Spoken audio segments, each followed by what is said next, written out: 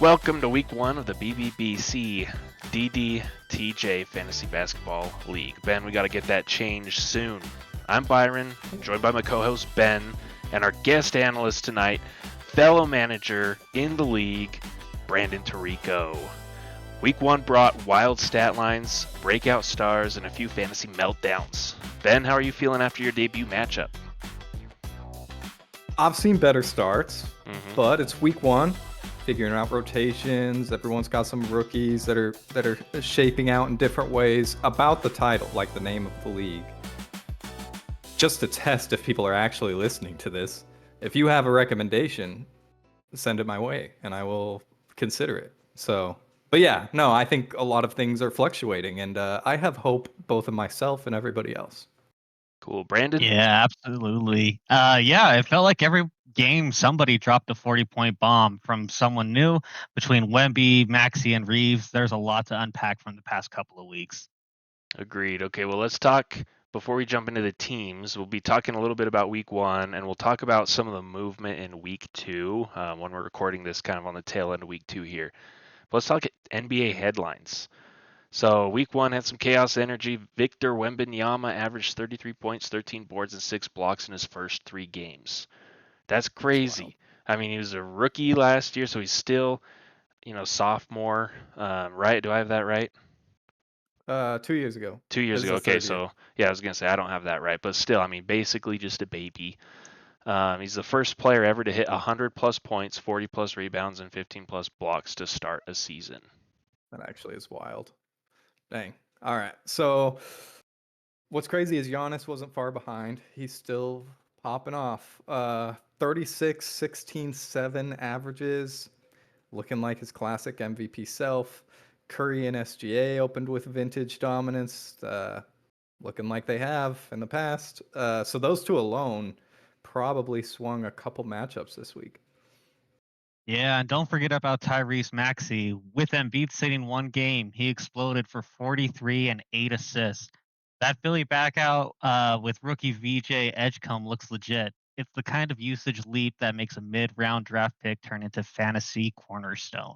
Whatever the hell that means. Yeah, I was gonna say that's the kind of analyst. That's the kind of the analysis that you only get by paying a guest analyst. Like you don't get that from ChatGPT.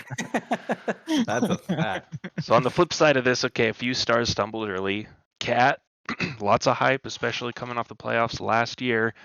Looked a little off rhythm. Jokic, he looked a little bit. I mean, he was still obviously really good. A bad day for Jokic is still the best day for everybody else, but he looked mortal instead of like deity. Bobby Portis, excuse me, saw some roll squeezes after offseason roster shifts. I was going to bring up two rule changes. The heave rule being changed. It doesn't count against him for taking heaves at the end. We did see a couple of cool shots. What a dumb rule that was in the first place. Yeah. So I'm glad that's put into place. And injuries already matter. Classic. So Luka's dealing with a leg and a finger thing. LeBron's on load management. Embiid's workload will be game to game. Shocker. Who? AD. Oh, Shocker. AD as well. Yeah. Donovan Mitchell was out for a game. Sabonis. I know that because he's on my team. Sabonis, yeah, it's been kind of wild. So a Lazy lot of the start. smart managers. What?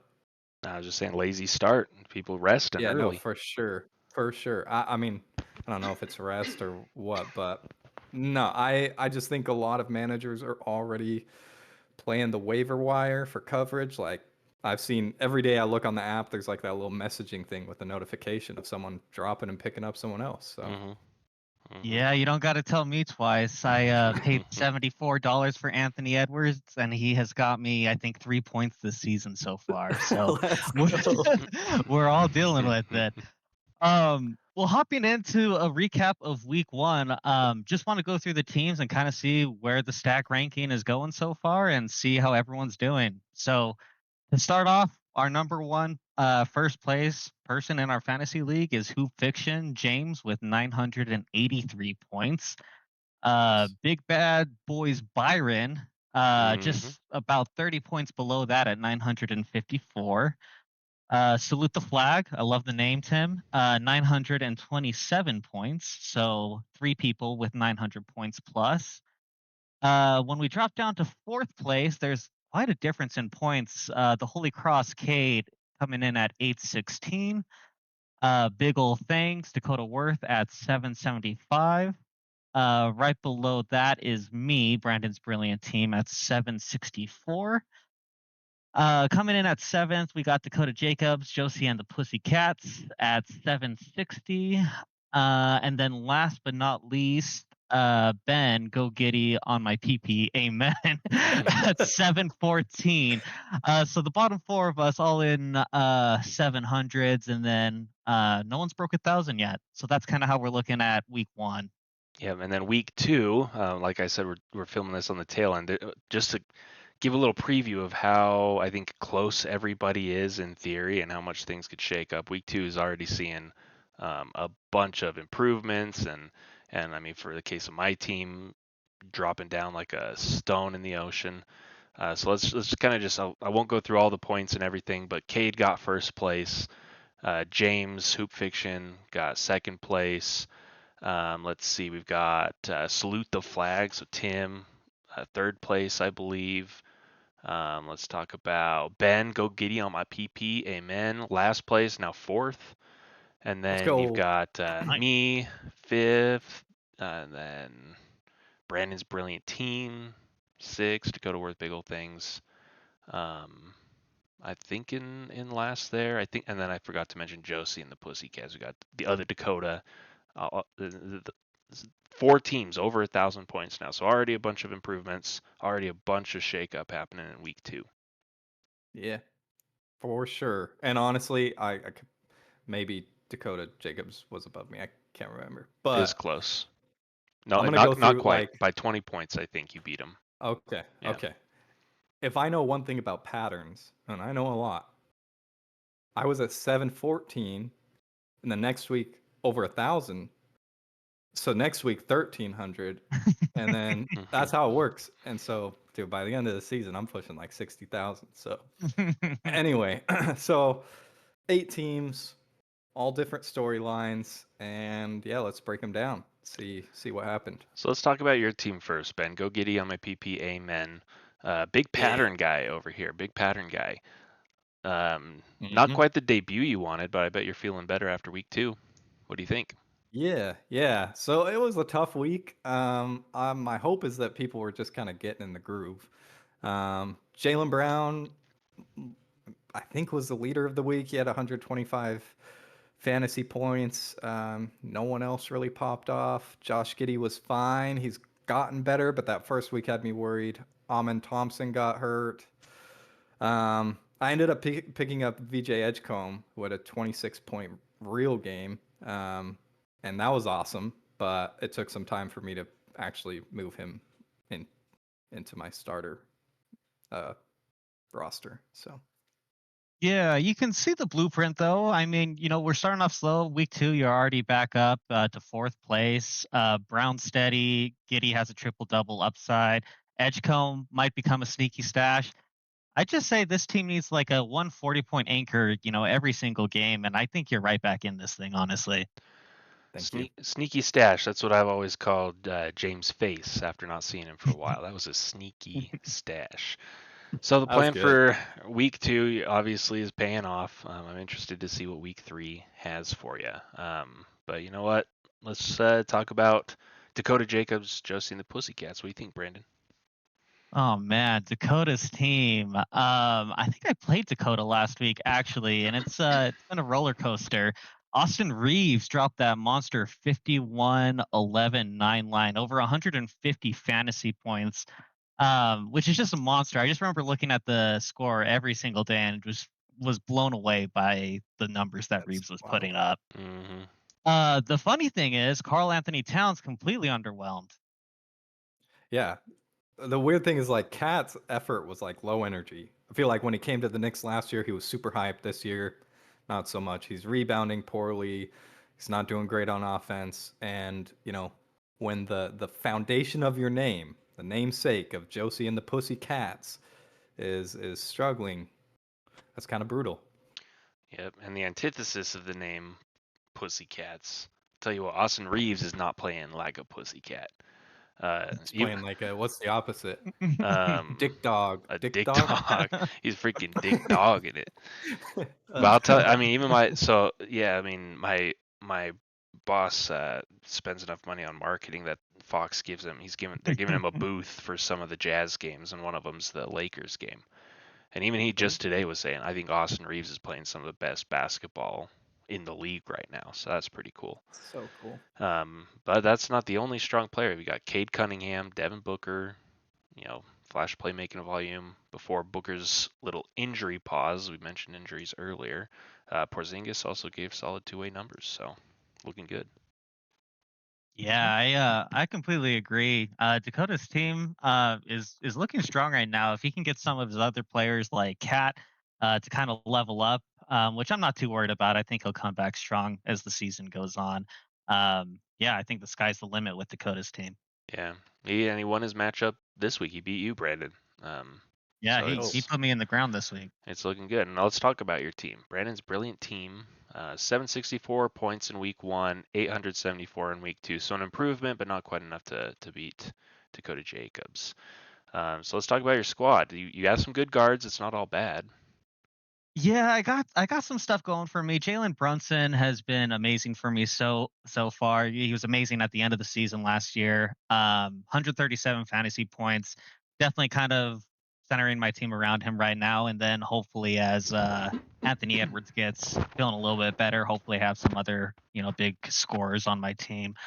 CJ McCollum, D'Angelo Russell, they're okay. But I didn't have a single front court player crack 100 points, so that's somewhere I really need to improve on. So we'll see what happens. Yeah, but I think overall your team has like a good amount of depth and reliability. Like, not a lot of extremely weak points, but it definitely is lacking kind of that ceiling guy to really get consistent, really high point games. Brunson's been efficient, but not really like a 50-point game threat as of late. So Absolutely. maybe looking to take like D'Lo or McCollum and trade up to someone who's gonna have more point value in the future, but who knows? Yeah, there's still a lot of really good players available to trade with, and it's I don't know. One thing you got going for you though, you got players who maybe not cracking that 100 points, but the floor is elite. They're not going to do terrible. So only up from here, I think. Brunson, for example, is going to get minutes. He's going to get usage. He's going to get free throws every night. Week 2, I think we saw some of those improvements that you're talking about. If you have a 4-game player, start them. So maybe look at the trades. I don't know. It's the sky's the limit. Exciting place to be. Oh yeah, can't be mad. Can't be mad. All right, let's do Dakota Worth, those big old things. So yeah, he had 775 points week 1. So Dakota has a really interesting team. So based on stat patterns, this team probably features Jokic or Embiid as the top pick. Right, and either does he have Jokic and Embiid on his team? No. Wait, does he have Embiid on his That's team? why I I was just looking stuttered. at I the was list. looking at the list. I'm like, wait a second, this is not He has Luca. He has Luca, That's right? right. Yeah, It's there we Luka, Okay, go. not that's what Embiid. I'm saying. Yeah. Yeah, when Luca's going in, I mean, he's always going to be putting up numbers. So no, that totally makes sense. And yeah, they had an okay week this week. I think as the season goes on, I think they'll just start doing better and better. So I think that's why he probably totaled somewhere in the 700 point range, 775. But I think once Luca starts picking up and some of his other players, I think he'll start to really take off here. Yeah, and Ben, for somebody being way into patterns, not real big on looking at the roster. So Oh yeah, my bad. yeah, My bad. no We don't Embiid. have any script. I'm just totally winging this, and that came out of my mouth, Yeah. improvised. Well, everyone makes mistakes, and but Dakota Worth's team, well, it doesn't necessarily make mistakes, does make up for it in balance. Everyone's contributing. Mhm. Nobody went off like crazy. But in this league, I think you're going to need somebody who can get up to that 100, 150 point pop every now and then. Yeah, and I'd be patient, maybe grab some upside swing players like Herb Jones, Igor Demon, who honestly I don't know who that is, but I dropped him. yeah, he has an upside swing. Oh, Yeah. cool. So, and they have energy and good defensive stats. Once like Luca starts to get healthy and explode, big old things is jumping Yeah. back in the top four, I And think. and why not just get him beat? Why Yeah, not? for real. I mean, like, Cade will probably be open to trade him like Derek White for Embiid and Jokic. It's a good trade. Yep. And before we move on, we do got to mention Draymond Green. I mean, he's going to put up some numbers. Let's talk about his first game getting a first technical of the year from the Let's bench. go. Pretty impressive, if you ask me. True. That's true. And that wasn't scripted. I mean, Brandon knows ball. I So know ball. he Brandon knows only Draymond Green he ball. knows Draymond Green ball. He is Draymond Green ESPN's has Draymond Green analyst. They call him. Brandon has Twitter notifications for Draymond Green events. Oh, I'm always watching. All right. All right. The Holy Cross, Cade, 816 points with a win in the first matchup, and then 1,279 points with a win in the second matchup. Arguably the best team in our league. There's a few, 2 or 3 teams that could vie for that position. I think potentially the best team in the league. Cade had a very exciting group of young cores this week. What do you think, Ben? I think Tyrese Maxey was maybe the biggest steal of the draft as of now. The thing that makes me even more mad, I despise the 76ers. I love Tyrese Maxey, and so I have a very mixed it's a love-hate relationship, but I'm stoked for him playing well, maybe not as stoked for him getting Cade a lot of points. So he had a 40 plus point real game, and he's getting a ton of assists, and Embiid's been resting, and even when he's played, he hasn't done a lot, so that's good for him. Scotty Barnes looks like he took a big leap, and he's stuffing the stat sheet with points, rebounds, and blocks. Yeah, it's a great combo. One breakout guard and one all-around forward. I think probably one of the only gaps is having a big guy, a center for Cade. He has some people that can play the center. He's got Jokic, he's got Embiid. But yeah, I think having some of those big guys just throw up some more points for Cade will be crucial in his lineup.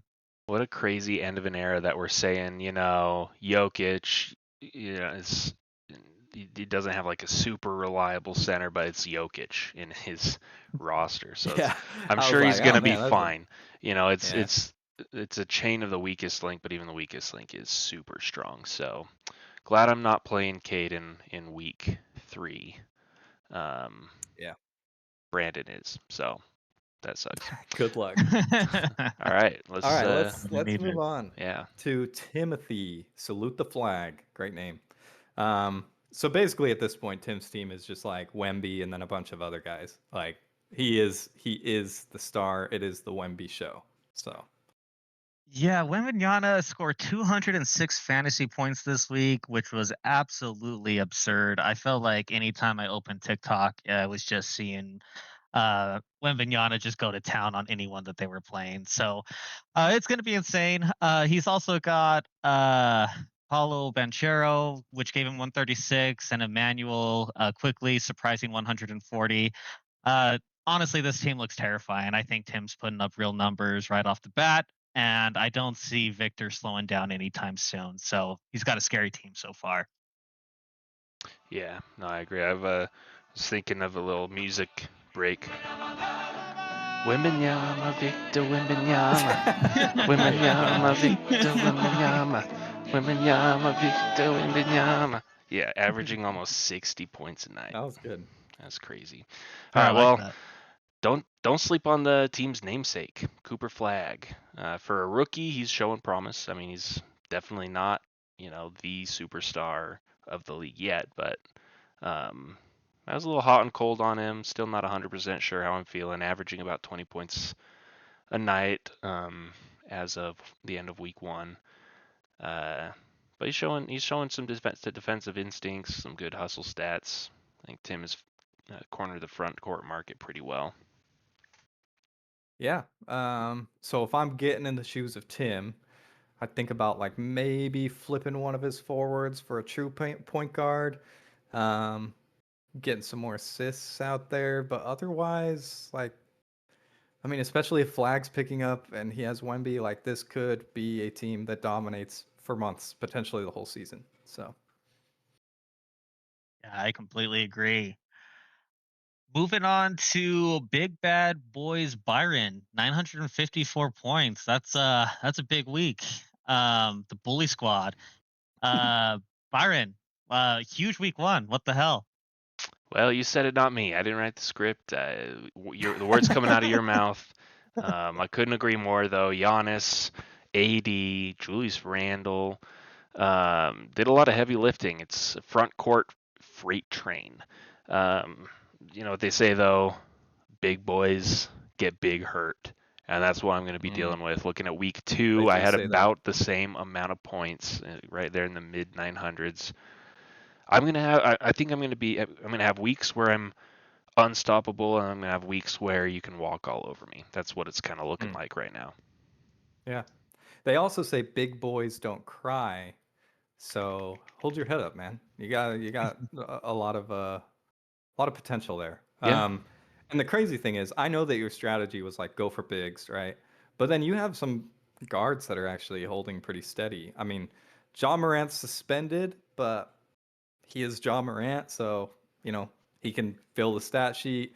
RJ Barrett provided some good scoring bursts, and you have some sneaky guys like Keontae George, also George, Yeah. Kaishawn The George. Georges. Um, the Georges coming together, and they, yeah, I feel like they gave some good, solid minutes to kind of pull the team together. Yeah, you've kind of got some versatility. You got depth and Thank you. flexibility. Thank you.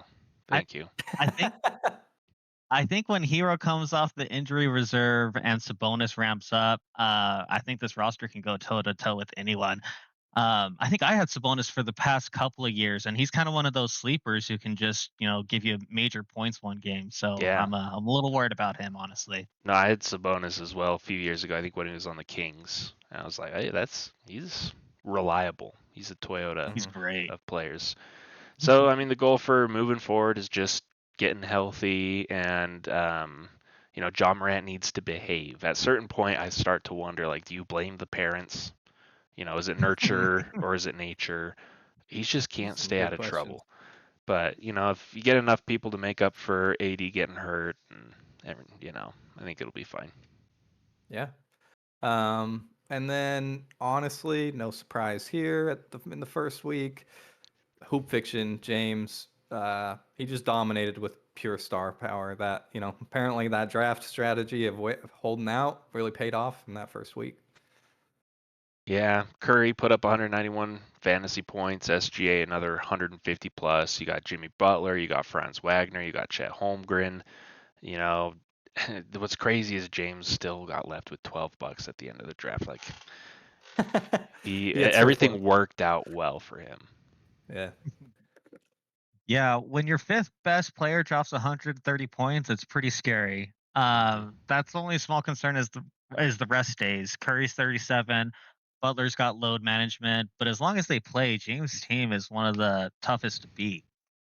100%. I think honestly, James just needs to monitor some matchups, stash a waiver backup guard. First week, not to like say this is a bad thing. I am a little jealous. I think the Thunder had 2 overtime games, so Shea was just racking up those points. Obviously, he's going to rack up points regardless, but James was rolling in it from those games. So yeah, honestly, I think like his roster is stacked. I'm not too worried about anything. So Yeah, and what I'm jealous about are those empty injury reserve slots. I could only dream, right? pretty wild.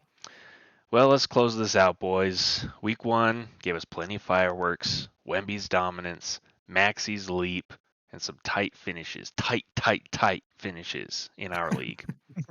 Exactly. So if you lost, relax.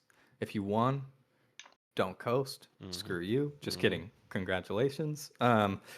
One good or one bad week, it's not going to define the season. So keep on going.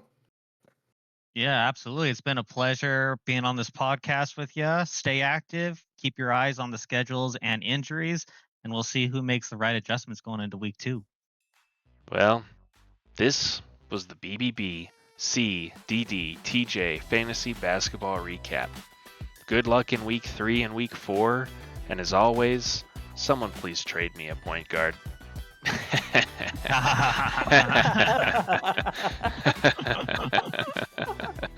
Oh man.